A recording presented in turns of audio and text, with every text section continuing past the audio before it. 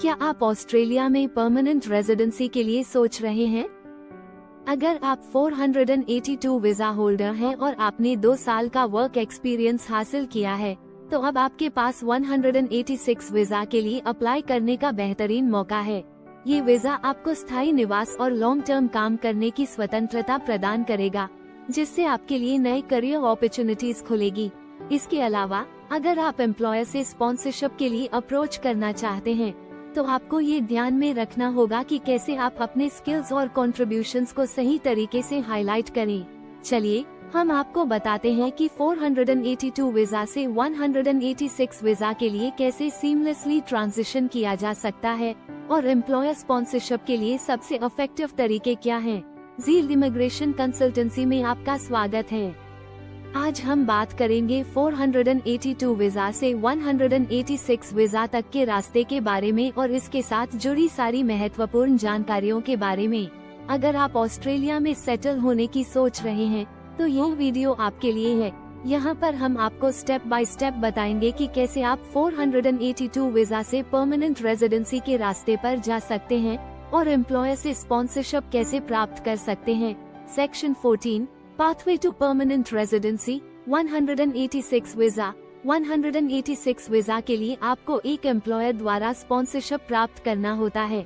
हालांकि अब 482 visa holders को यह आसानी से मिल सकता है। 482 वीजा पर काम करने के बाद अगर आपने 2 साल का एक्सपीरियंस प्राप्त कर लिया है, तो आप 186 वीजा के लिए अप्लाई कर सकते हैं। यह एक सिग्निफिकेंट स्टेप है क्योंकि 186 वीजा आपको ऑस्ट्रेलिया में परमानेंट रेजिडेंसी का मौका देता है, जो लॉन्ग टर्म स्टे और वर्क करने की फ्रीडम प्रदान करता है। इसके बाद आपको परमानेंट रेजिडेंसी के सारे बेनिफिट्स मिलते हैं, जैसे कि हेल्थ केयर, सोशल सिक्योरिटी और एजुकेशन बेनिफिट्स। इस वीजा के साथ आपको स्थायी निवास का अधिकार मिलता है और आपके लिए लॉन्ग टर्म जॉब स्टेबिलिटी भी अवेलेबल होती है। यह एक करियर चेंज हो सकता है क्योंकि परमानेंट रेजिडेंसी के साथ आपको बिना किसी रेस्ट्रिक्शंस के काम करने का अधिकार मिलेगा।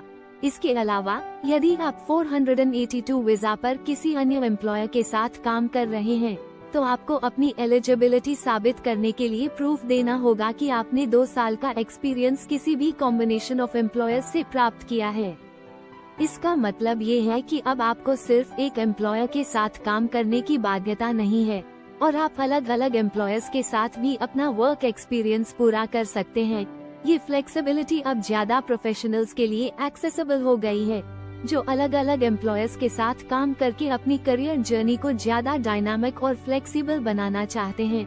आपको अपने वर्क एक्सपीरियंस का प्रूफ देना होगा, जैसे कि पे स्लिप्स, जॉब कॉन्ट्रैक्ट्स और अदर एम्प्लॉयमेंट डॉक्यूमेंट्स, जो ये साबित करें कि आपने 2 साल का रेलेवेंट वर्क एक्सपीरियंस पूरा किया है।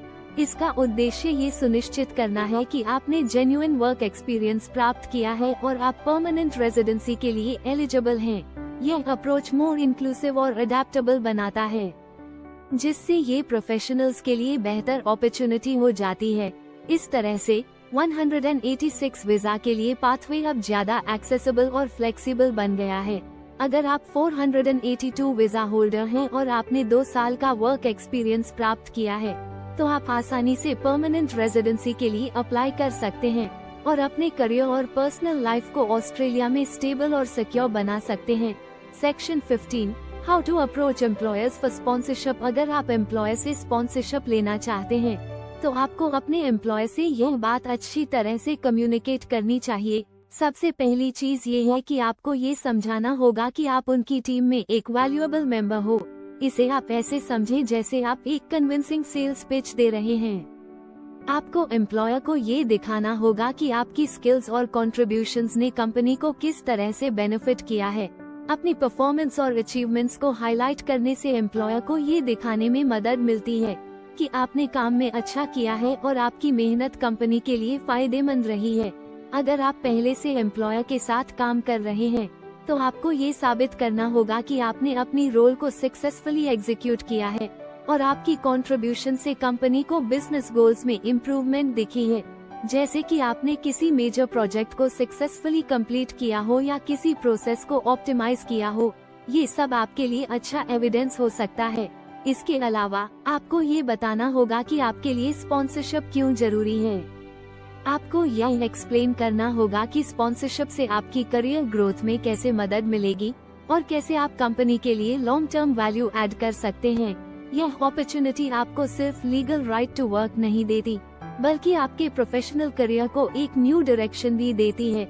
जब आप एम्प्लॉयर को ये दिखाते हैं कि आप अपने वर्क कमिटमेंट से उन्हें स्टेबिलिटी और ग्रोथ दे सकते हैं, तो वह आपके स्पॉन्सरशिप रिक्वेस्ट पर सीरियसली विचार करेंगे। स्पॉन्सरशिप सिर्फ एक फॉर्मल प्रोसेस नहीं है, बल्कि यह एक म्यूचुअल बेनिफिट होनी चाहिए जो एम्प्लॉयर और एम्प्लॉय दोनों के लिए हेल्पफुल हो। आपको ये भी दिखाना होगा कि आपके स्किल्स कंपनी के नीड्स के अलाइन हैं और आपकी प्रेजेंस से कंपनी को फ्यूचर ग्रोथ और सक्सेस मिल सकती है। इसके लिए आपको अपनी पास्ट अचीवमेंट्स को क्वांटिफाई करना होगा, जैसे आपने प्रीवियस रोल्स में कितनी रिस्पॉन्सिबिलिटीज सक्सेसफुली हैंडल की, कितनी प्रोजेक्ट्स लीड की और उन प्रोजेक्ट से कंपनी को क्या बेनिफिट्स मिले। अगर एम्प्लॉयर आपके साथ हैं, तो वे आपको स्पॉन्सरशिप देने के लिए तैयार होंगे। ये सुनिश्चित करने के लिए कि आपका अप्रोच इफेक्टिव हो, आपको अपनी पिच प्रोफेशनल और स्ट्रक्चर्ड रखनी होगी। इससे ये सिग्नल मिलता है कि आप सीरियस हैं और इस प्रोसेस में कंपनी का सपोर्ट चाहते हैं। सिर्फ प्रोफेशनल अप्रोच से काम नहीं चलेगा, बल्कि आपको ये भी समझाना होगा कि आपके लिए स्पॉन्सरशिप क्यों जरूरी है और आपकी करियर जर्नी के लिए यह एक टर्निंग पॉइंट होगा।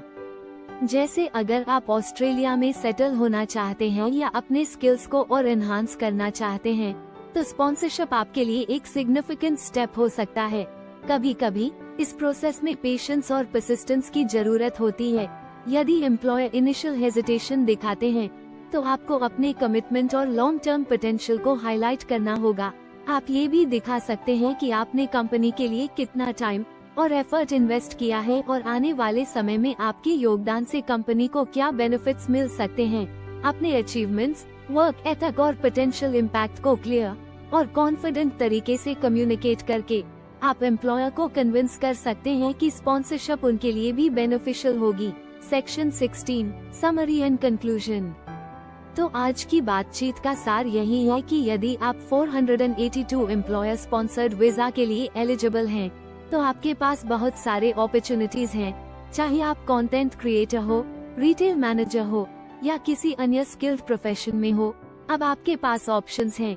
ये वीजा अब कई नए सेक्टर्स और रोल्स के लिए अवेलेबल है, जिनमें पहले लोगों को अप्लाई करने का मौका नहीं मिलता था। इसका मतलब है कि अब डाइवर्स प्रोफेशनल्स जिनके पास स्पेसिफिक स्किल्स और एक्सपीरियंस हैं, वे आसानी से इस वीजा के लिए अप्लाई कर सकते हैं। इस वीजा के लिए अप्लाई करना पहले से ज्यादा इजी हो गया है। पहले जहां वर्क एक्सपीरियंस और जॉब मैचिंग की प्रक्रिया कॉम्प्लिकेटेड थी, अब इसे ज्यादा स्ट्रीमलाइंड और एक्सेसिबल बना दिया गया है। आपको बस यह इंश्योर करना है कि आपके पास 1 साल का वर्क एक्सपीरियंस है और आपके एम्प्लॉयर आपको जेन्युइनली स्पॉन्सर करने के लिए रेडी है। ये क्राइटेरिया आपको ये प्रूव करने का मौका देता है कि आप एम्प्लॉयर के लिए एक वैल्यू एड और क्वालिफाइड एम्प्लॉय हैं। इसके अलावा अगर आप 482 वीजा के लिए अप्लाई कर रहे हैं, तो आपको ये भी ध्यान रखना होगा कि आपके एम्प्लॉयर को स्पॉन्सरशिप और नॉमिनेशन फीस का पालन करना होगा। अगर आप चाहते हैं कि आपके वीजा एप्लीकेशन में कोई परेशानी न हो, तो एक अच्छे माइग्रेशन एजेंट से कंसल्टेशन लें। वे आपको सही रास्ता दिखा सकते हैं और आपकी एप्लीकेशन प्रोसेस को स्मूथ बना सकते हैं। एक प्रोफेशनल माइग्रेशन एजेंट आपके लिए सही गाइडेंस और लीगल एडवाइस दे सकता है, जिससे आप किसी भी लीगल इश्यूज से बच सकते हैं। वे आपके डॉक्यूमेंट्स की वेरिफिकेशन, सही पेपरवर्क और अदर इम्पोर्टेंट स्टेप्स में आपकी मदद करेंगे, ताकि आप बिना किसी परेशानी के वीजा प्रोसेस को कंप्लीट कर सकें। इसके अलावा वे आपको अपडेट्स और लेटेस्ट वीजा पॉलिसीज के बारे में जानकारी देंगे, जिससे आप हमेशा इन्फॉर्म्ड रहेंगे। इस तरह एक अच्छा माइग्रेशन एजेंट आपकी वीजा एप्लीकेशन को अधिक एफिशिएंट और हैसल फ्री बना सकता है। Section 17 the role of family members in the 482 visa process. जब आप 482 वीजा के लिए अप्लाई करते हैं, तो आपको ये समझना होगा कि आपके परिवार के सदस्य भी इस प्रक्रिया में शामिल हो सकते हैं। हालांकि यह इंश्योर करना आवश्यक है कि आपके डिपेंडेंट्स, जैसे कि स्पाउस और चिल्ड्रन, के लिए वीजा रिक्वायरमेंट्स को पूरा किया जाए। ये सुनिश्चित करना जरूरी है कि आपके परिवार के मेंबर्स भी सभी नेसेसरी डॉक्यूमेंट्स और कंडीशंस को फुलफिल कर रहे हैं ताकि वे आपके साथ ऑस्ट्रेलिया में लीगली आ सकें। अगर आप मैरिड हैं और आपका स्पाउस आपकी वीजा एप्लीकेशन में इंक्लूडेड है तो उन्हें भी इंग्लिश प्रोफिशिएंसी टेस्ट देना पड़ सकता है। हालांकि 482 वीजा के लिए स्पाउस के लिए इंग्लिश टेस्ट की रिक्वायरमेंट उतनी स्ट्रिक्ट नहीं है जैसे कि अन्य स्किल्ड वीजास जैसे 189 या 190। इसके लिए फंक्शनल इंग्लिश रिक्वायरमेंट होती है जो कि केवल 4.5 बैंड का होता है। इसका मतलब ये है कि यदि आपके स्पाउस को इंग्लिश प्रोफिशिएंसी प्रूव करने की जरूरत है तो उन्हें मिनिमम 4.5 बैंड स्कोर चाहिए होगा। इसका मतलब ये है कि अगर आपके स्पाउस ने इंग्लिश मीडियम स्कूल से अपनी एजुकेशन कंप्लीट की है या उनके पास वैलिड इंग्लिश प्रोफिशिएंसी सर्टिफिकेट है तो उन्हें इस रिक्वायरमेंट को पूरा करने के लिए एडिशनल टेस्ट देने की जरूरत नहीं पड़ेगी। इसलिए अगर आपके परिवार के सदस्य आपके साथ ऑस्ट्रेलिया आ रहे हैं तो यह इंश्योर करना बेहद जरूरी है कि वे वीजा रिक्वायरमेंट्स को पूरा कर रहे हैं, खासकर लैंग्वेज प्रोफिशिएंसी और मेडिकल क्लियरेंस जैसे इम्पोर्टेंट एस्पेक्ट्स को ध्यान में रखते हुए। इसके अलावा ये भी महत्वपूर्ण है कि वे हेल्थ इंश्योरेंस और अदर नेसेसरी डॉक्यूमेंटेशन जैसे कि पुलिस क्लियरेंस सर्टिफिकेट्स और बायोमेट्रिक्स को पूरा करें ताकि visa application process smoothly proceed कर सके। अगर आपको यह वीडियो हेल्पफुल लगा हो तो कृपया इसे लाइक और शेयर करें और ज़ील इमिग्रेशन के चैनल को सब्सक्राइब करना न भूलें ताकि आपको इमिग्रेशन से जुड़ी सारी नई जानकारी सबसे पहले मिल सके। धन्यवाद।